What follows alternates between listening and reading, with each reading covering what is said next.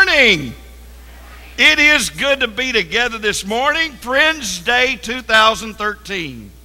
And if you are a guest of ours, we are certainly honored to have you here. I had one person say, I look forward to Friends Day. And I said, well, that's great. Is it because of all the great friends that come? And they said, well, that's part of it. I said, it's because you get to see all the people that you haven't seen in a while. And they said, yeah, that's part of it. I said, is it because of all the great fellowship? And he said, yeah, that's part of it. I said, well, it must be then, the really good part must be the great preaching. He says, no, not really. I said, well, what is it? He says, man, we get to have brisket. Plain and simple. I love to eat brisket. I really do. I've always enjoyed eating and in fellowship. I think that's what God has wanted us to do there. Not just eat, but fellowship with one another.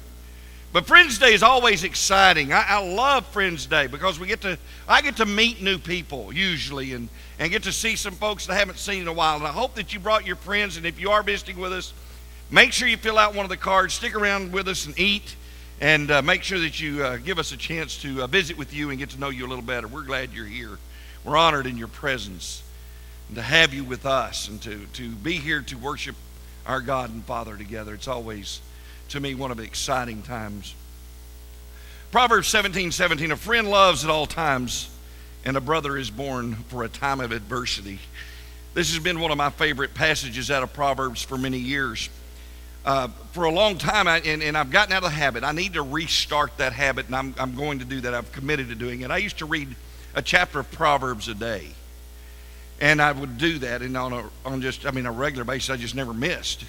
And then I got to where, the things that happen, and we go through times of trial, and it gets to be one thing that you worry about, or not worry about, but you think about it, and then you forget, and then you get out of the habit, and I need to get back in that habit. I hope that you'll join me in that. But this one proverb, a friend loves at all times, and a brother is born for a time of adversity. Steve Shepard shared a cartoon not too long ago, a cartoon that once showed a little boy sitting beside his father and mother at church. The little boy said to his dad, looked up at him and said, Dad, Mom wants to cook the dinner, and you want to be playing golf, and I want to be playing football. What are we doing at church? Did you notice the statement that he made? Mom's wanting to cook dinner, you're wanting to go play golf, and I want to play football. What are we doing here? Why is this where we are? Why do people come to church, as we call it? Now, for those who have studied and understand that that's a cultural thing that we share together, that our world sees this as coming to church. We realize that when God said church in the New Testament, and when Jesus used that term and talked about establishing his church, we understand that he meant the people. But whenever we understand the societal look at it, we have to understand that and accept that definition, because it is an accepted cultural definition that this is church. This is what we do, not necessarily who we are. It depends on whether you're using it as an adjective or a noun. And I don't like to do that, so I understand it, and we just go on. But hopefully people come because they do believe in God. They do believe in Christ. They do believe in the Bible, because they believe in a heaven and a hell, because they believe in the importance of worship and fellowship. And I hope that's why you're here this morning.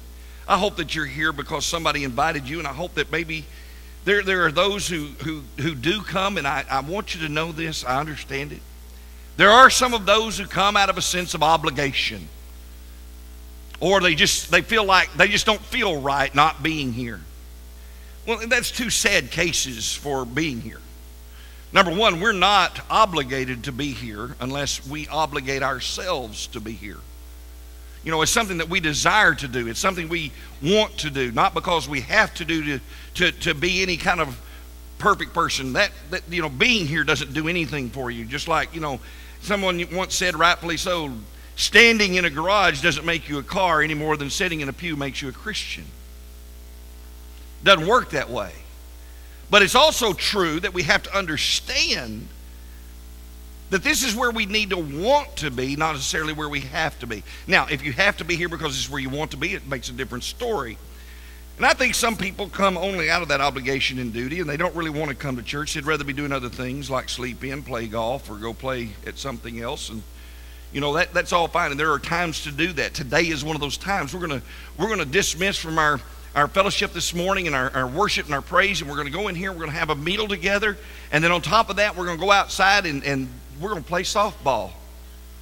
Some have brought games and different things that they're going to play, and that's great. We want to fellowship together this afternoon. And then at 2 p.m., we're going to meet together again and have a devotional, and then hopefully you'll be able to take some of this time this afternoon and spend it with your friends and possibly answer questions that they may have about what we did this morning. I don't know what your situation is going to be, but I'm looking forward to those things.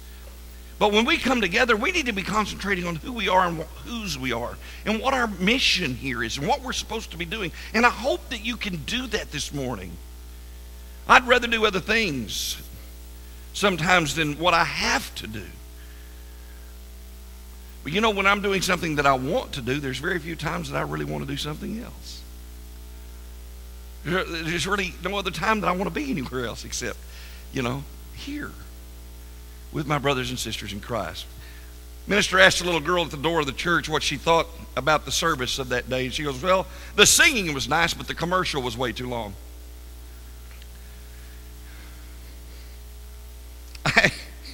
Yeah.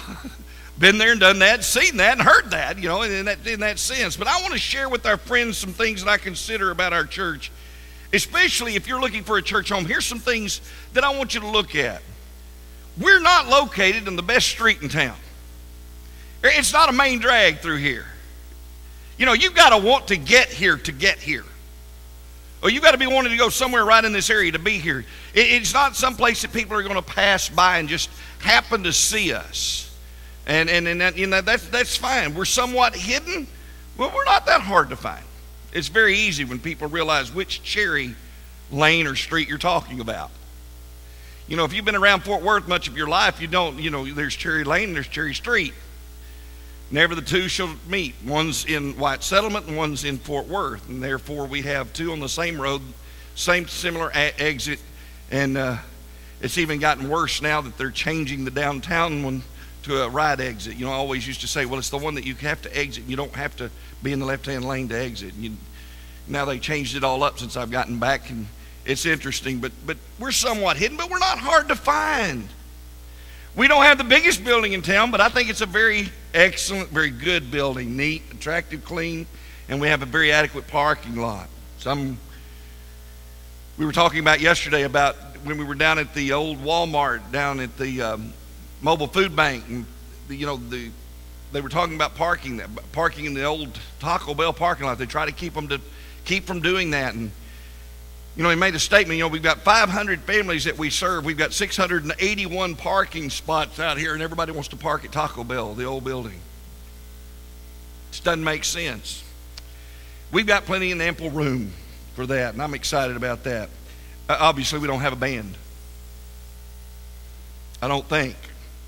Haven't seen one, don't expect to see one, don't want one. And somebody says, well, I don't understand that. Well, you know, visit with us, get to know us a little better. We can talk to you about that.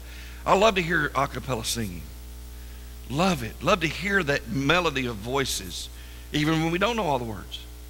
And that's okay. It's the beauty of it.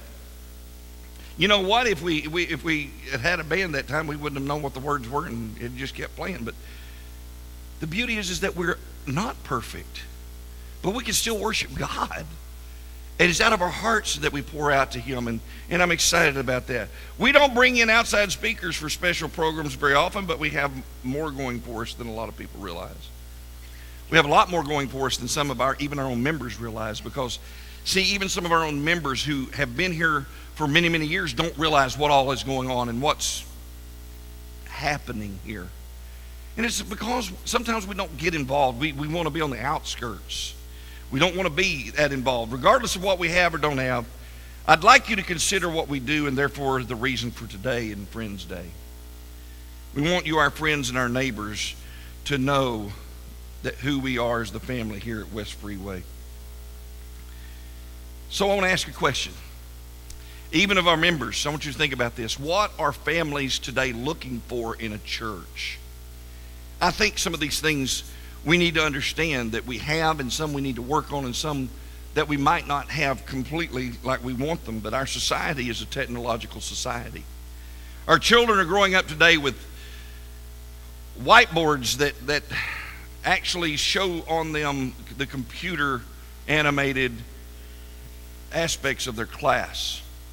A teacher uses a pointer and a little clicker, much like what I use, and it just shows the class all the problems, and it's manipulable by several different computers in the class. I've even seen them now where each child can actually work from their own desk with their own laptop and be able to tie into that and answer the question that is on the board. It's just amazing to me. We live in a high-tech community and a high-tech society. Our society today in America is known as a show-me society. I think Missouri just kind of jumped on us on that one. Show-me state. You know, we've become a show-me country, a show-me society. Show me what you believe. Show me how you really feel. It's not just enough to say it, you've got to show it to me. You know, Texans are big about saying it a lot. Missouri came to Texas and said, show me, and I think that's what they got. I'm just kidding, I don't know that for sure, but the show me society are the ones who began asking why things were the way they were, and when it came to church tradition. And they grabbed a better understanding of something that I think we're getting really, really close to, and that's an understanding of grace, an understanding of God's love. It's taken us a long time to understand that. I remember whenever I first became a Christian, you didn't talk about the grace of God, and now we can't talk about it enough because it's actually the beauty of who we are. It's the beauty of who we can be in God's family.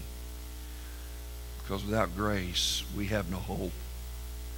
God's riches at Christ's expense, acronym that we use for that a lot of times.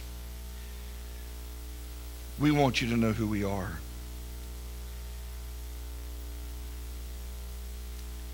What today's families are looking for. The part of our society who are looking for spiritual direction have expectations that go beyond truth. Now somebody says, well, truth's all you need. I understand that. But we live in a society of today that actually expects us to go beyond truth. Not to add or to take away, but they just want to know more. And I believe that that's a good thing. They're looking for truth, but with high quality preaching, good music, a good use of technology, and a diverse group of small groups. That's what our society is looking for in a church. They expect a non-boring service. Well, that throws me out. I hope not. They're expecting a non-boring service, great uplifting music to inspire, lift, and encourage them as they worship. And that's what worship is supposed to be, is mutual edification. When we sing, when we pray, when we praise, we're supposed to be lifting each other up, not singing a funeral dirge. And I've said it many times. Most of the time, whenever I go to church, there's many times in my life when I've walked away feeling like I just left a funeral service. And somebody says, well, we're supposed to respect and be respectful. And I agree, during the Lord's Supper, because that's what we all come together for. And after all, it is a memory of his death. The answer to that is, sure. But I put a whole lot more faith, not in Jesus' death, but in his resurrection. And that's a celebration. Whenever Jesus is raised from the dead is the most important part of it. It's not, everybody dies. But whenever we think about the resurrection, and we want to think that that's a funeral, I'm sorry, you don't bury live people. Well, wait a minute. Unintelligent people bury live people. People who want to kill somebody buries live people. Let's not bury Jesus again. Let's lift him up. Let's praise God that we can sincerely celebrate the resurrection. Because without it, we have no hope. Non-boring service, great uplifting music to inspire, lift, and encourage them when we worship. Along with that, they're looking for quality Bible classes and child care, ample parking, and clean restrooms. Yep, that was on the list. That was on the list, clean restrooms.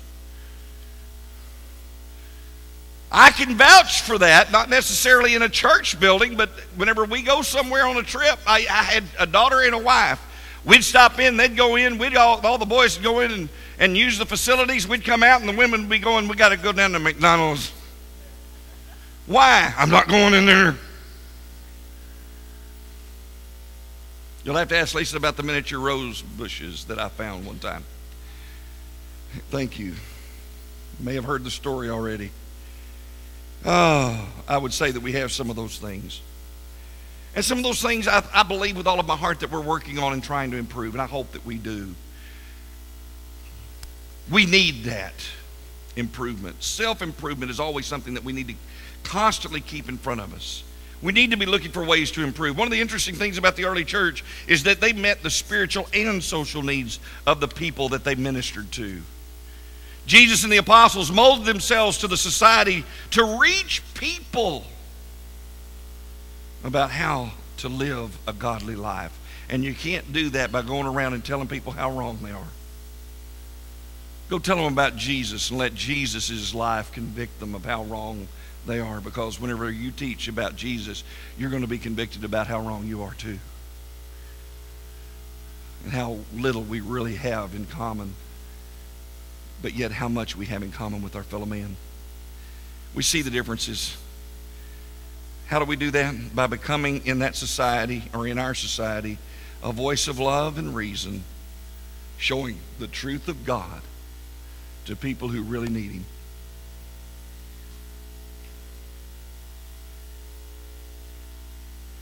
That first sermon that Peter preached saw thousands come to Jesus on that day of Pentecost.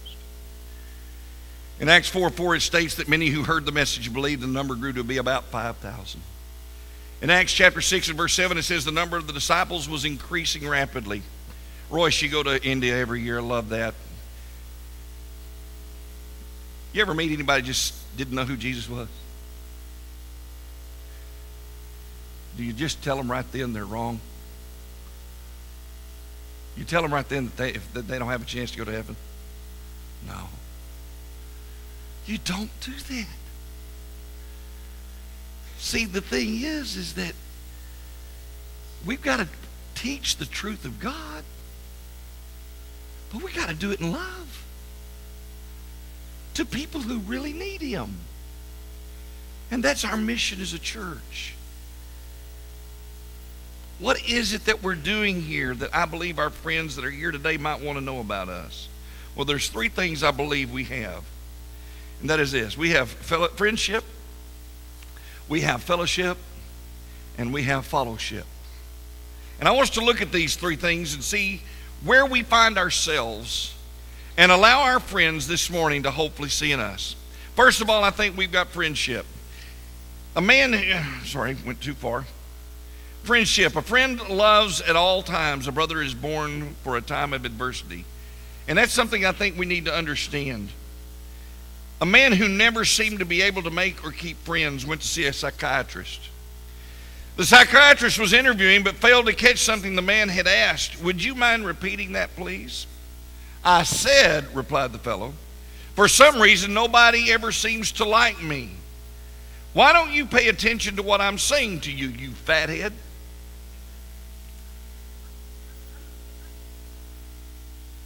Folks, you don't need a psychiatrist to understand why that man never made any friends. You don't call people names or even think of calling them a derogatory name if you want to have friends or keep friends. I met one of those last night. A friend loves at all times. A brother is born out of a time of adversity. A true friend loves at all times, not just when the person's doing well in life. A true friend loves even when the chips are down or the person fails in some form or another. See, Jesus is called the friend of sinners in Matthew 11, verse 19. In John 8, when the woman was caught in the act of adultery, Jesus was a true friend to her. Instead of casting stones at her like everyone else did or wanted to do, Jesus demonstrated his love through forgiveness. When people are down, they don't need to be kicked. They need to be lifted up by a true friend and brother who loves them. Someone said you can always tell a real friend when you've made a fool of yourself and he doesn't feel you've done a permanent job. A true friend loves you even when you fail. In Proverbs 18 and verse 24, one who has unreliable friends soon comes to ruin, but there is a friend who sticks closer than a brother. A true friend sticks closer than a brother, and Jesus is that friend. Someone defined a friend in this way. Someone said, well, what is a friend? Friends are people with whom you dare to be yourself.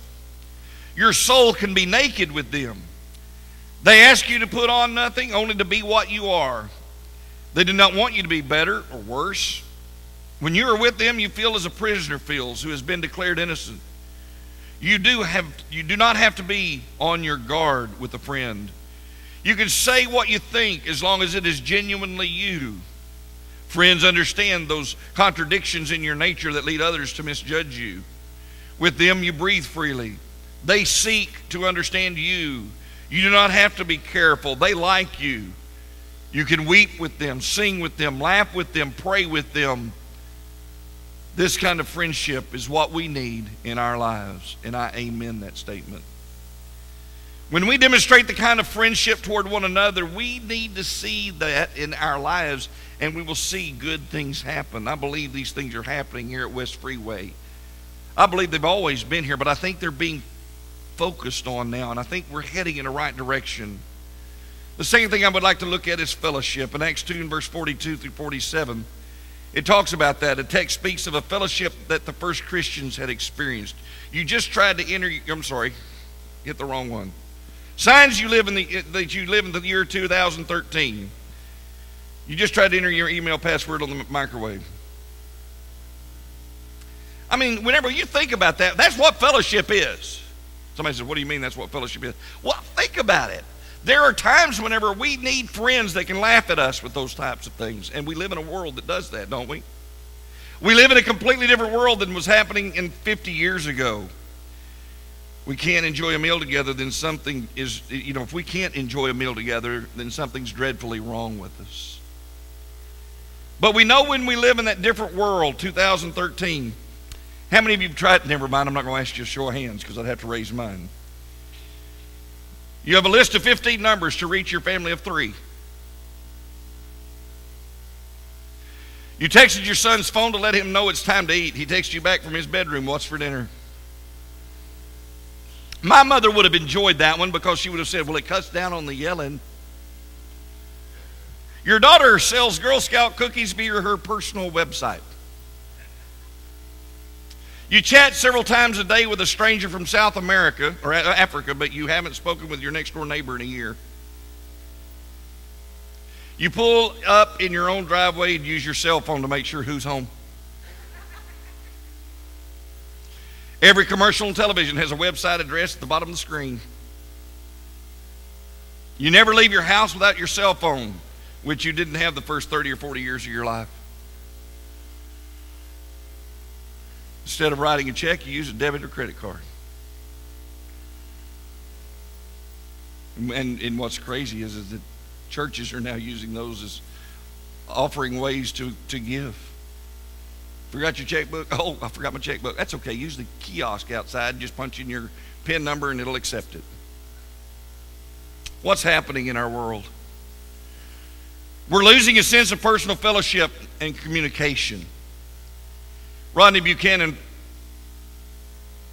from Mount Vernon, Ohio wrote this. He said, I often think of those stories my grandma told about the Depression era when people would pool their soup beans and eat at each other's homes.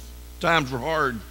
But there was a closeness among the people that we do not experience today. They worked together, ate together, and actually talked to their neighbors. Even the architecture of homes was different. We live in a large city in Indianapolis, but our home was like many others. It had a front porch. We had chairs and a swing. I can still remember being on Grandma's porch swing and watching people walk by on the sidewalk. Everyone said hello because everyone knew each other. Sometimes they would stop and talk or even come up on the porch and sit a spell. And Grandma would bring out lemonade, Almost all the homes had porches, and the people sat outside in the evening since they didn't have air conditioning. Friends would stop by unannounced to visit. There was a connection among neighbors and families, but today is a different story. You would feel very awkward stopping over someone's home unannounced with the intention of spending the evening. Most of you can't name half of your neighbors. If you visited someone, you might be interrupted by their favorite television program. Sociologists have identified a phenomenon in our culture called cocooning. Instead of going out and being around other people, we cocoon in our homes with our home entertainment centers. We have settled for individual entertainment rather than human interaction. We each have everything we need, and therefore there is no need to pool the soup beans anymore. Friends, if you're looking for somewhere to feel comfortable and feel comfortable restoring the true meaning of fellowship in your lives, I believe it's here at West Freeway. I believe we're heading in the right direction. There are so many people in our society who lose touch with one another and don't have meaningful communication and sharing times with each other. If that's your life, then something's wrong. We're to be people who have a lot of fellowship. That's one of the things that draws people to this church family, is our ability to find a place to fit in and to be a part. West Freeway is a place that you and your family can call home. I'm proud of that fact. Rubel Shelley once wrote, a scientific study was released earlier this year that showed people without social and emotional support are more than twice as likely to die following a heart attack as people with caring friends. Our culture is losing its sense of community. Too many of us are pulling back into shells of isolation. We're losing the capacity to care for one another. God didn't make us to live that way, and we need more Christian fellowship here at West Freeway from our church family. Whether it's Bible study groups, Sunday school, eating meetings, as we like to call them, work days together or whatever, for this church to thrive and to grow, we're going to have various types of Christian fellowship inside the church building and outside the church building. That's fellowship, and our final thought about today will be fellowship. A little boy was selling postcards for 10 cents each. A man asked him, son, what are you going to do with all that money? And the boy replied, I'm raising $1 million so I can feed all the starving people in the world. The man kind of smiled and laughed. He said, do you expect to raise all that money by yourself? The boy said, no, sir. I've thought this out. I've got another little boy around the corner helping me out. Now that's called heart. It's also called fellowship. That little boy had his heart in the sense of wanting to feed starving people. He also had fellowship. He had a friend who was willing to follow him into his heartfelt ambition. We look at it and say, that never happened. Guess what? Mark Cuban was told that his thought about communication over the web would never work. It'll never happen.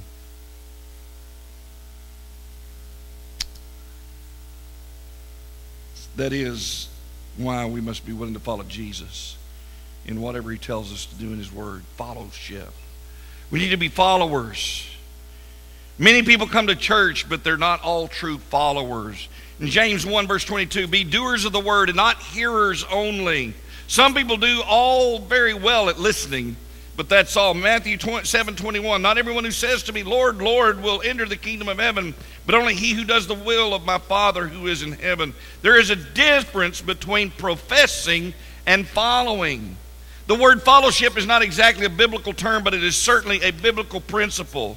In Matthew 16 and verse 24, then Jesus said to his disciples, if anyone would come after me, he must deny himself, take up his cross and follow me. It takes a certain amount of self-denial to follow Jesus, to be in his life. We may at many times have to deny ourselves certain pleasures and comforts in order to follow Jesus, whether going to church or going to serve or whatever it is that we're going to do. But in Matthew 4:19 it says, Matthew 4:19, come follow me, Jesus said, and I will make you fishers of men. He wants us to be followers, to help him to find people who are looking for him. The church is a place where each and every family can call their spiritual home. Life is not just about us, saving us, soothing us. It's about reaching others and even our own families. Matthew 19:20-22, but all these things I've kept, the young men said. What do I still lack? The rich young ruler asked. Jesus answered, if you want to be perfect, go sell all your possessions, give them to the poor, and you'll have a treasure in heaven. Then come follow me. When the young man heard this, he went away sad because he had great wealth. Some people can't or won't follow Jesus because of material things and money, and the quest of it, and the desire of it gets in the way. They treasure them more than they treasured following Jesus. But when we're willing to follow Jesus, regardless of the cost, we're going to find true wealth. In Matthew 26:57-58, those who had arrested Jesus took him to Caiaphas, the high priest, where the teachers of the law and the elders had assembled. But Peter followed him at a distance right up to the courtyard of the high priest. He entered and sat down with the guards to see the outcome. They followed him where? At a distance. When the chips are down, many people follow Jesus at a distance, just like Peter did. When Jesus is popular, it's easy for them to follow. When worship is an atmosphere, we need to understand an atmosphere of encouragement, filling and meeting the spiritual needs of those coming into our fellowship to find Jesus, then God is shown by it. When the movie The Passion of Christ was riding a high wave, we were proud to be his followers. But when Christ and Christianity are not popular, do we still follow him? We as a family here at West Freeway are looking for others to join our spiritual family. We're looking to follow not us, but Jesus. We aren't expecting everyone to be leaders. We have leaders. We have the ability to develop leaders, but we are just looking for followers. S.I. McMillan, in his book, None of These Diseases, tells the story of a young woman who wanted to go to college. But her heart sank when she read the question in the application blank that asked, are you a leader? Being both honest and conscious, she wrote, no, I'm not, and returned the application. She expected the worst, but to her surprise, she received a letter from the college. It said, dear applicant, a study of the application form reveals that this year our college will have 1,452 new leaders. We're accepting you because we feel it is imperative that they have at least one follower. Whether we're leaders or not, we all must follow our leader. All of us. In Chicago, many years a little boy attended Sunday school in a certain church. When his parents moved to another part of the city, the little fellow still attended the same Sunday school, although it meant a long walk each way. A friend asked him why he went so far to go to church. And they told him that there were plenty of other churches just as good near his home. The little boy said, they may be as good for others, but they're not as good for me. Why not? The other asked. The little boy, quick as a whip, said, because they love kids over there. How are we doing? There's the real key to growing a church family. To love people in this church. That's what friendship, fellowship, and fellowship are all about. I don't know where you are this morning in your spiritual journey with God, but I do know this. You know, and God knows. Whether you're looking for a church home, whether you're looking for a place to call home, this is a place you and your family can call home. We want you to be a part of that, if that's something that you're looking for. If not, then know this. Pray for us as we strive to be friends, followers, and fellowshippers, so that we can be a part of God's family. This morning, if you have any needs, our shepherds will pass among you. There are some prayer cards in front of you. If you need to request prayer, they'll pray for you. If you need personal guidance this morning and prayer, please go to the back. They'll meet you there. Or if we can help you with a request up front, we're honestly here for you this morning. If you need to come, do it now while we stand.